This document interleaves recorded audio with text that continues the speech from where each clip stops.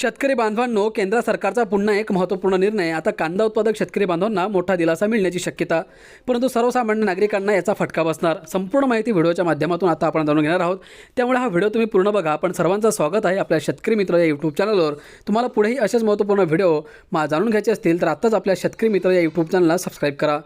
मित्रांनो, केंद्र सरकारने कांद्याबाबत अत्यंत मोठा निर्णय घेतला, ज्यामुळे त्याचा थेट परिणाम कांद्याच्या भावावर होणार आहे.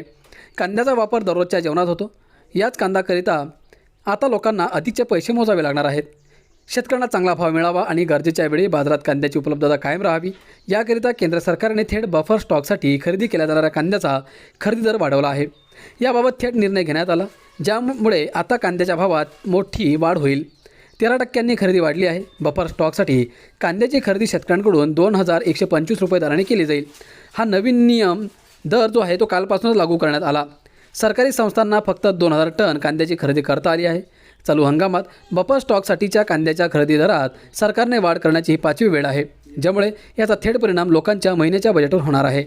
केंद्र सरकारचा हा अत्यंत मोठा निर्णय म्हणावा लागेल. सरकारने घेतलेल्या निर्णयाचा मुख्य उद्देश असा आहे की शेतकऱ्यांना कांद्याचा चांगला भाव मिळावा. मात्र हा सर्वसामान्य लोकांकरिता नक्की दणका आहे. 2026मध्ये देशातील कांद्याचे उत्पादन 307.37 लाख होण्याचा अंदाज आहे. मागील वर्षीही इतकेच उत्पादन झाले होते. कोणताही प्रकार देशात कांद्याचा तुटवडा नसल्याचे केंद्र सरकारचे म्हणणे आहे. महाराष्ट्रातून 30,000 टनहून अधिक कांदा येत आहे.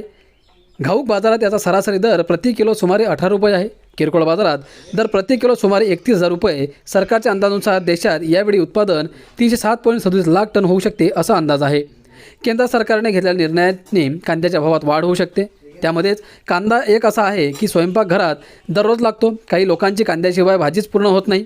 इराण आणि अमेरिका युद्धात देशात महागाई चांगलीच वाढताना दिसली. इराण आणि अमेरिका युद्ध थांबले आहे, पण महागाई काही कमी होण्याचे नाव घेत नाही आहे. त्यामुळे हा महत्त्वपूर्ण निर्णय नक्कीच शेतकरी बांधवांसाठी आहे आणि कांद्याचे भाव वाढल्यामुळे शेतकऱ्यांना दिलासा मिळणार आहे, परंतु सर्वसामान्यांना याचा फटका नक्कीच बसणार आहे.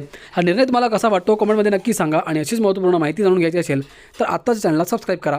धन्यवाद.